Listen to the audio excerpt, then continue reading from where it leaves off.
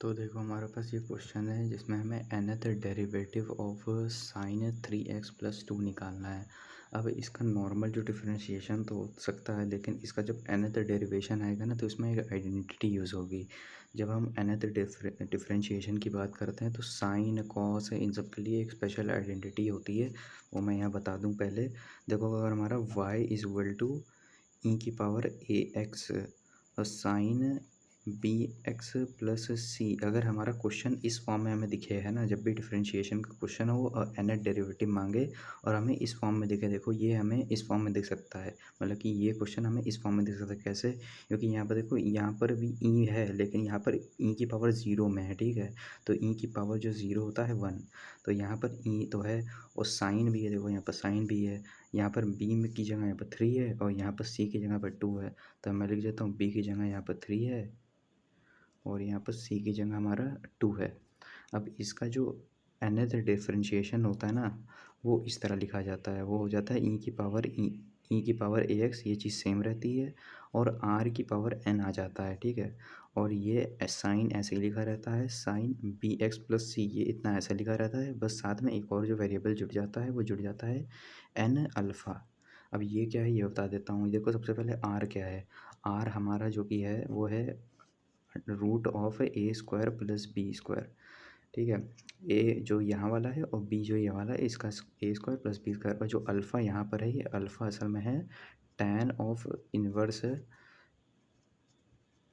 Inverse B upon ए है, ठीक है। अल्फ़ा हमारा टैन इनवर्स बी अपॉन ए है।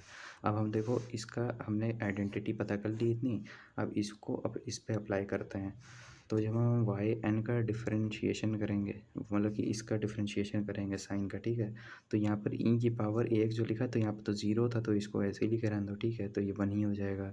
उसके बाद साइन का डिफरेंशिएशन होगा ना, उसके बाद आर भी आएगा। यहाँ पर आर एन को मैं बाद में दिखा दूंगा, पहले ये दिखाते हैं। साइन बी एक्स प्लस सी लिखा है, तो यहाँ पर 3x+2 ऐसे ही आ गया, 3x+2। अब एन अल्फ़ा निकालना है, तो देखो यहाँ पर प्लस में मैंने लगा दिया है, एन ऐसे ही लिखा रहेगा। और अब अल्फ़ा निकालने के लिए alpha is to tan inverse. अब हमारा बी देखो, हमारा यहाँ पर बी हमारा 3 है, ठीक है। और यहाँ पर बी हमारा 3 है, मैं ये लिख देता हूँ 3 है, और यहाँ पर ए हमारा 0 है। तो ये चीज़ देखो इन्फिनिटी बन रही है। अब तुम्हें पता होगा कि टैन इनवर्स इन्फिनिटी हमारा पाई/2 पे होता है, ठीक है।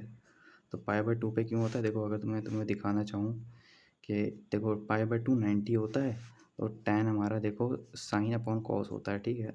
और 90 पे डिग्री पे जब हमारा देखो यहाँ पर 90 डिग्री डालूंगा, यहाँ पर 90 डिग्री डालूंगा, तो साइन होता है 1, ठीक है, और कॉस होता है 0।